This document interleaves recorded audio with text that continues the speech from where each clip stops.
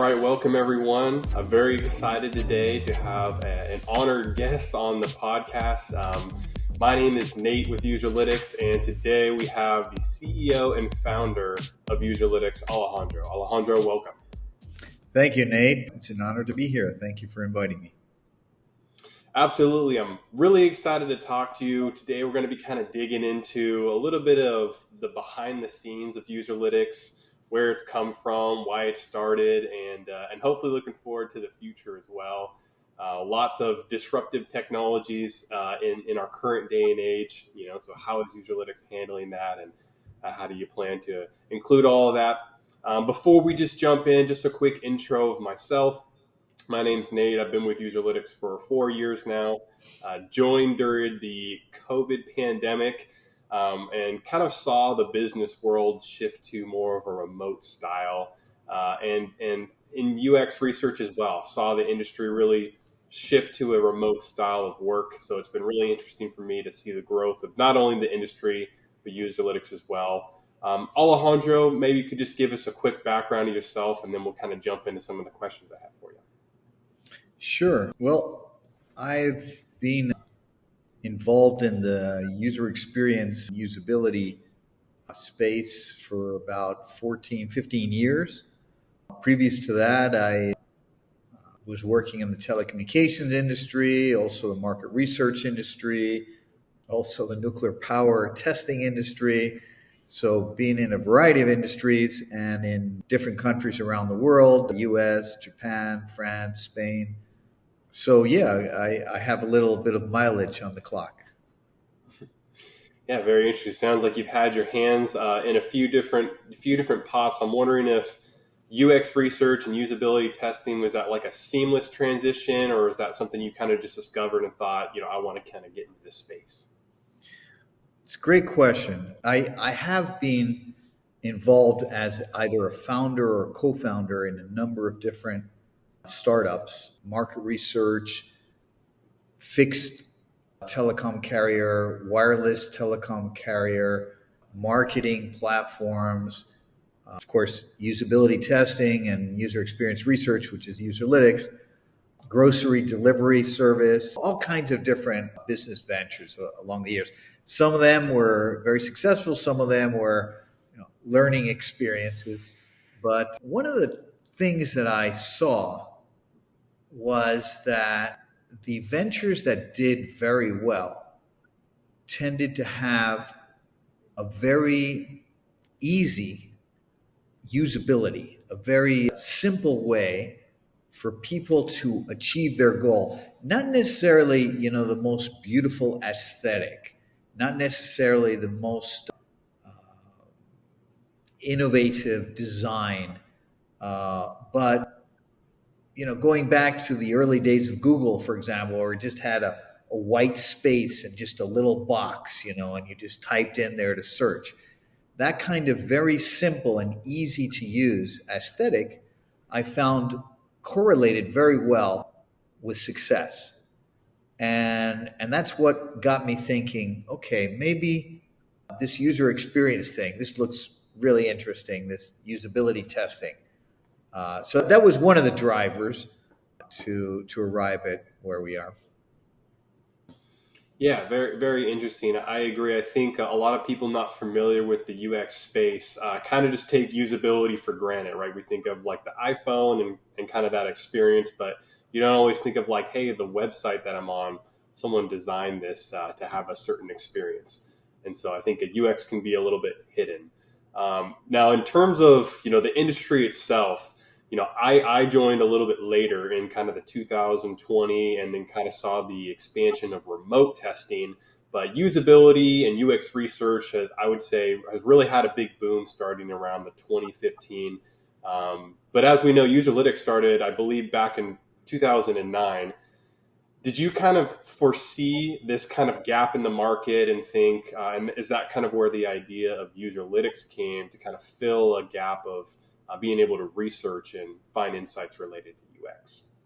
Well, very interesting, because in fact, usability and user experience research and user experience design, these things have existed for decades. going back into really around the middle or, the latter part of the 20th century. However, large corporations that always had a few people who understood the importance of usability and user experience research, it was never viewed as important as, for example, sales and marketing or customer service or product development. It was kind of a very niche area that if you asked any CEO until the last 10 or 11 years, who's in charge of your usability, who's in charge of your user experience design, who's in charge of your user experience research, they would be like, use a what? What are you talking about? And so in 2009, the idea of Userlytics was actually not my idea. It was an employee of another venture that suggested it to me. It was quite clear to me that, wait a second, everybody's going remote, A. B, businesses are going digital. Now, if you go to a restaurant and you don't like the service, you don't like the aesthetic, you don't like the food, you're already there. You might walk out, but chances are you're going to stay there unless it's an absolutely horrific experience. However, if you're visiting a website, if you just slightly dislike it, you're out of there in 2 milliseconds. So the cost of a bad UX, of a bad user experience, has become immensely more important with the move of all businesses to a digital interaction. And this is something that was clear to us back in 2009 when we started. The issue was, who do we talk to convince a large corporate that they should invest in this? And it took us a number of years. And I can't say that it was thanks to us. I think it was thanks to a collective recognition by CEOs, especially in English-speaking countries, that would, they'd open the newspaper in the morning or the digital equivalent, and they'd see something like, Slack worth billions of dollars in XYZ sale.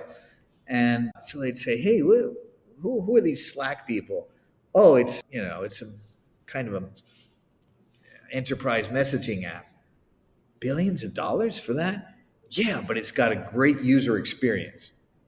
And they're like, what are we doing about user experience? So all of a sudden they realized at the top level of the corporation how important it was, and they started investing time and money and people into a better UX. Now, we're kind of privileged in that we can see that happening in the Anglo-Saxon speaking world, Canada, US, and Australia, with a lag in the rest of the world, because we sell to enterprise clients in 40 countries around the world. And we can tell in which countries the light bulb has gone off, in the sense that the CEOs and the C-suite have realized, hey, this is really important. Zoom entered its market 13 years after everybody else, but now owns its market. Why? Not because they spent more money on sales and marketing, not because they were cheaper, but because they just had a slightly better user experience. It's the only reason. So anyway, that's a really extensive answer to your question. I hope I didn't bore you with that. No, not at all. And, I kind of actually wanted to touch on something you said. So you mentioned, a lot of CEOs, executives, they're aware that they need to have a good user experience. But when you ask them, hey, who's doing your usability, who's doing your research, they may just kind of blank, right? Because maybe they assume that like their designers creating the website are really doing everything, but there's not a focus on research specific. So I'm wondering, in your experience as a business owner and speaking to other business owners, is there like a light bulb moment that switches them to not only like I need to invest in usability, maybe from like a design perspective, but really having a company or organization focus on doing research, with real people, real users? Yeah, it's a great question, because in order to have an organization adopt best practices in terms of usability and user experience, you need a complete mindset change at all levels of the organization. And that's not so easy. Even if the CEO says it shall be so, it's not necessarily going to be so. It takes a while for that to happen. A great analogy would be, imagine the toothbrush is invented today. And until today, you never brush your teeth. When things got really painful, you went to a dentist and they would do something, give you drugs, pull out a tooth, do something, right? That's kind of the world for most organizations in relation to UX, because brushing your teeth is like doing constant usability testing and user experience research iteratively every week, every day, if it's possible, just continually trying to get feedback from real users about what's going on. That's like brushing your teeth. And if you do that, then you won't have to go to the dentist as often, and so getting people to do that when they've been trained from being little kids is easier because they've been trained.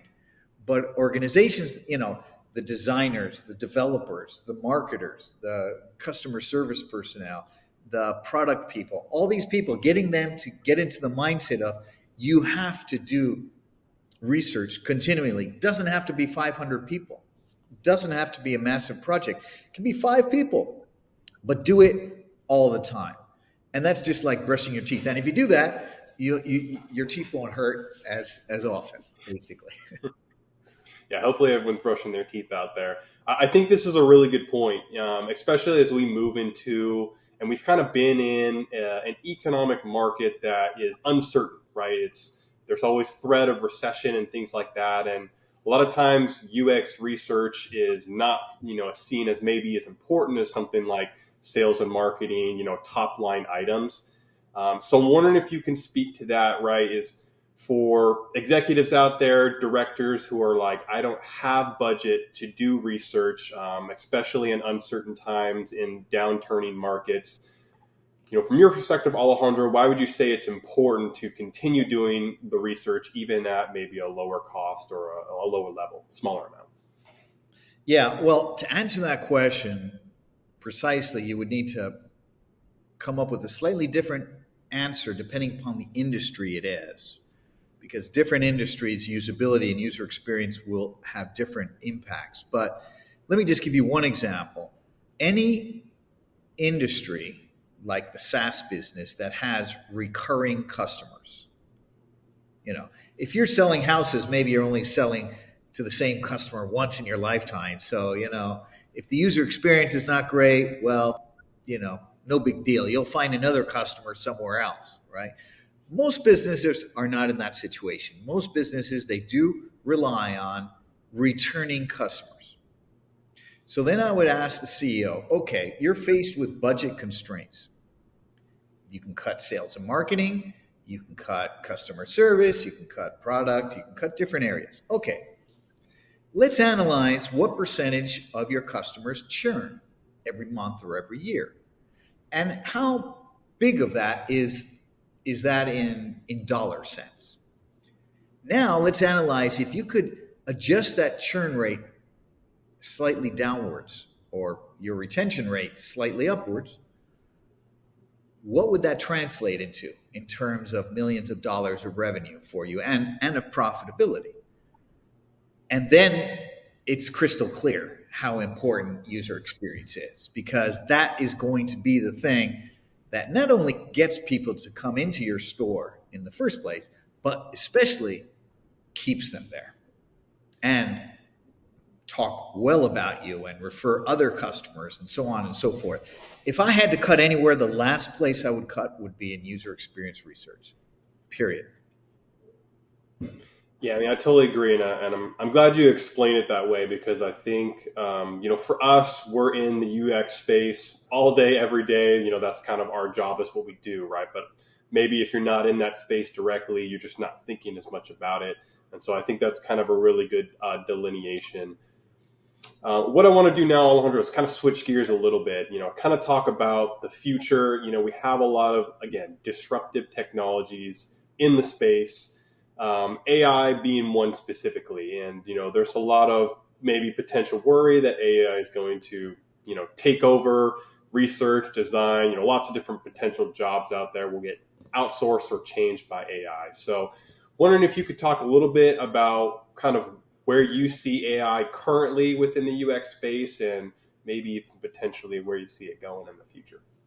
Sure. I mean, but before jumping into, AI and its relationship with UX and user experience, I would like to just touch on the point that you mentioned about the fear that we may have that, this AI is going to replace people.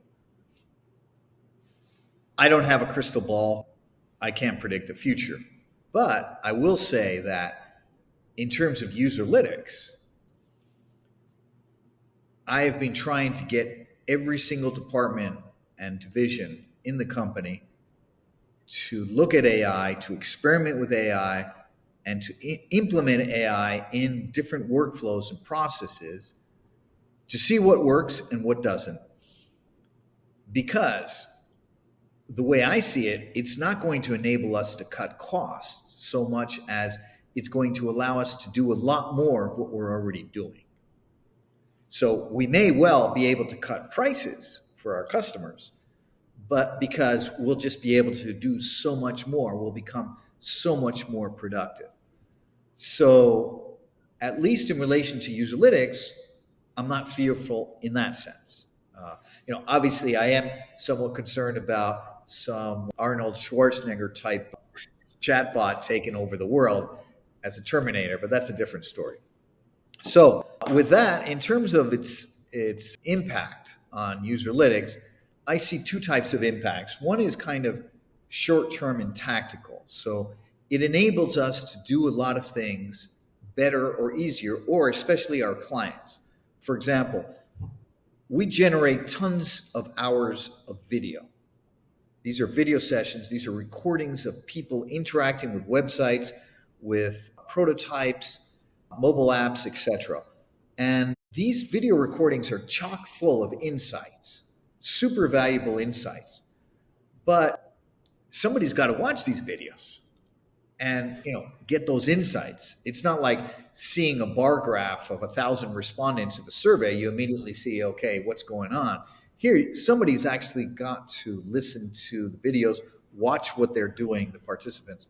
So here, AI, and we've already started, we launched something called AI UX in April of last year that basically what it does is it analyzes what has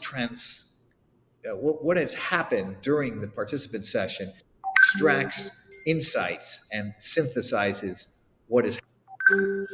And so that's, if you will, a tactical innovation or tactical value added.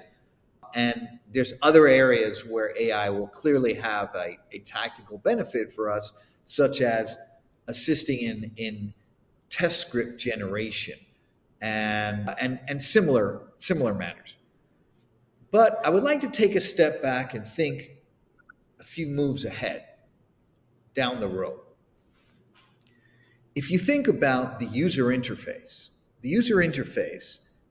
as it's been designed for decades digitally, consists of predefined flows. If I click here, I can go here and I can do this and I can do that. If I click here, and et cetera, et cetera. Now, obviously, there are thousands of different flows that can happen. And our job is to help our clients make sure the user experience is good, if not fantastic, in all those flows and interactions. But what happens when you introduce chatbots and AI into the equation? All of a sudden, the experience, the amount of different flows, of different interactions, is multiplied 1,000-fold. And that can be good or bad. Because we have a UI and we add a chatbot. Have we done it in the right way? Is it helping improve the user experience? Is it helping the user, the client, the prospect achieve their goals? Or is it just useless noise, distraction, visually or audio or however? So, in that sense, the need for testing, for user research, for usability testing of the integration of chatbots into new UIs that are going to be hybrid, old UI system with AI, that's going to multiply a millionfold. So I'm sorry to say, you're going to have a lot more work. No, no doubt. I mean, I think one of the really important things that you mentioned there was that it's going to increase the productivity. So it's going to allow humans to get more work done, maybe focus less on some of the lower items and focus more on some of the more important things. I think like a good metaphor would be, the call-in robots. So like you call a major corporation and it says, hey, click one to go to this area, click two to go to this area. So that prevents every single caller from having to talk to a real person and maybe find the information. But sometimes at the end of the day, you just need to talk to a real person to ask the questions and human ingenuity. So there's a point where it increases productivity, but sometimes you really just need to have a human interaction. And I don't know if you would agree, but I think UX research will steer towards a similar direction. A lot of the lower level items will get automated, but at the end of the day, you still really need a person to talk to a person to kind of get the human ingenuity. Would you agree? Yeah, and in fact, one of the businesses that I started back in the day was an audio text company. That designed and implemented those. Press this for that, and press and say that for this. And unfortunately, what we have seen is that the industry, especially customer service and all that, have adopted these in a very unuser friendly way. And it can be hell on earth sometimes to be talking to this extremely badly designed interface often. So I am hopeful and confident that AI will radically improve that experience. But as you say, the best application of AI is when it empowers human beings to become better and more productive and more efficient, not when it replaces them. So getting that right is part art, part science, but that should be the goal. I fully agree. Yeah, Alejandro, you mentioned something that I think might be good to kind of touch on from an AI perspective. You mentioned that UX research and usability testing adoption was really first adopted in the Anglo-Saxon market, English major speaking countries.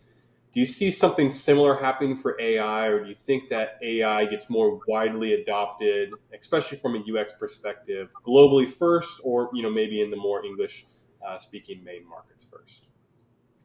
Yeah, no, I think it's not going to happen that way with AI. I think clearly everybody recognizes how important AI is. It's the most important um, paradigm shift in technology that I've seen in my lifetime, and that I suspect that humanity has seen in its lifetime. So I think everybody recognizes that. Everybody's jumping on this bus, and there's not going to be the same kind of delay that we saw in the adoption of UX. Yeah. So a lot of interesting things lie ahead in that sense. Yeah, well, I think maybe a good kind of segue into more the latter half of this interview, and that's kind of where we're going in the future. You've probably been through a few more business cycles than me, so you've kind of seen some of these trends and cycles. And so I'm wondering, from Userlytics first, from a Userlytics perspective, where is kind of your goal and vision for the next 5 to 10 years? Not even maybe so specifically on AI, but just for the company in general. Sure. So in our field, there are a variety of providers that just specialize in one distinct area, user experience, design, or research. So there might be platforms that are focused on being repositories, or there might be platforms that are focused on card sorting and tree testing, i.e., information architecture design, or they might be focused on just getting respondents, having a quality panel of participants. So there are a variety of small to medium organizations that focus on one specific area and try to do that area very well. And then there's a few organizations that try to be holistic one stop shops where you can pretty much use the platform for almost any type of UX research method. So, thus enabling what we call in the industry mixed method research. And that's where Userlytics is. We definitely have the biggest international footprint in the world. We've done projects in 79 countries. And yeah, so I would hope that we would continue to be leaders in terms of international, being able to do, multiple simultaneous countries with multiple UX research methodologies all mixed up in one big massive project, or conversely, just doing a do it yourself, simple, easy test in Malaysia or in Luxembourg or wherever. And so we'd like to continue to be that kind of company. And one thing that we're very focused on is improving our own usability. So it's all fine for us to help our clients improve the usability and user experience of their products, but we very much try to apply those same methods to our own product. And there's always more that we want to do in that sense. So we're not where we would like to be, and the goalposts continually move, and that's the nature of business. But that's where we'd like to be the most user friendly, the best customer service, and the most international, holistic, one stop shop user experience platform and panel. Yeah, wonderful. I mean, I think from the perspective of UX research, it's helpful that your platform is the one that can actually do it. So it leads us to a good position to do some UX research. In terms of UX research as a whole, right? The field, the industry, again, gaining more adoption. I would say even here in the US, which is where I'm located and kind of the market that I work with, even companies that are like, hey, we have a researcher, they do it to kind of get a little more evangelism.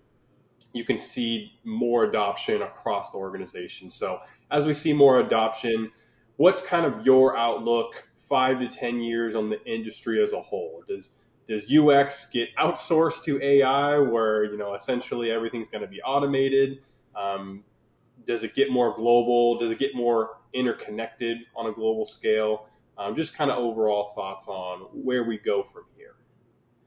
Yeah, no, I definitely don't think it gets automated. I do think that AI will empower researchers to get a lot more done and designers to get a lot more done in the field of user experience research. Now,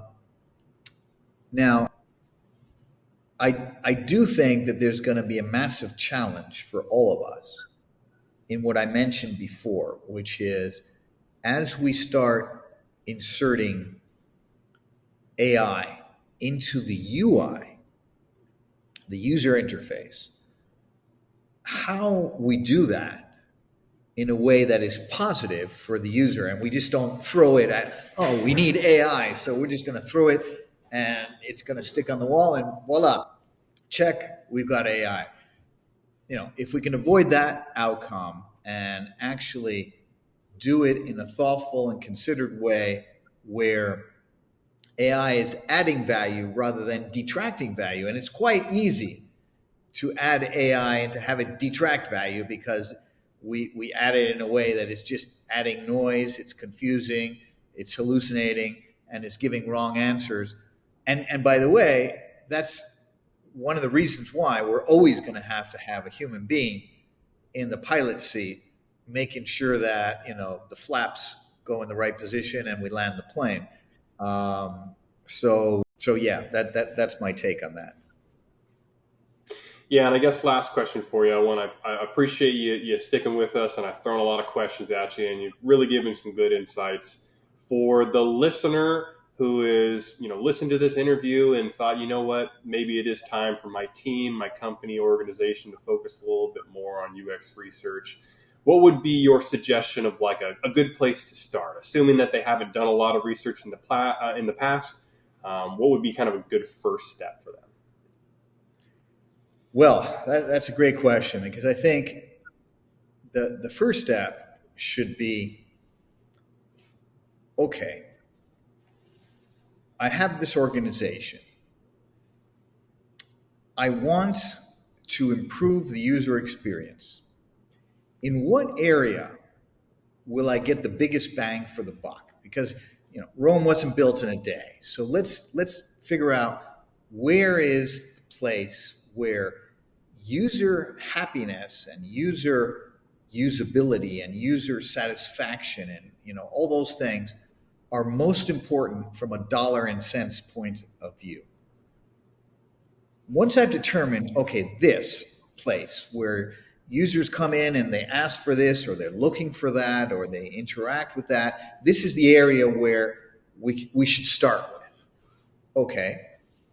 Now, what is the ideal flow, journey of a user in that interaction point? And this is something that, you may need to talk to your product people, to your marketing people, to your ops people, a variety of actors. But once you have that established, then you should look for a company that can assist you, depending upon, what internal resources you have yourself. If you have researchers, maybe you need a company that will provide the software platform, like the Userlytics one, and maybe the participants, or maybe you have the participants. So it depends upon what you have within your organization. But maybe you don't have the researchers. So, maybe you need an organization that can supply all three of those things: the software, the panel, the researchers.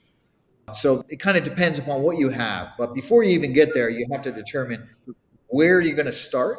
It's going to be a big and continual and never-ending task, but start with the area where you get the biggest bang for your buck, essentially. Yeah, I love that. I think the important thing there is the first step, right? Getting started on the journey before, hey, here's where I need to be, 5 years, 10 years from now.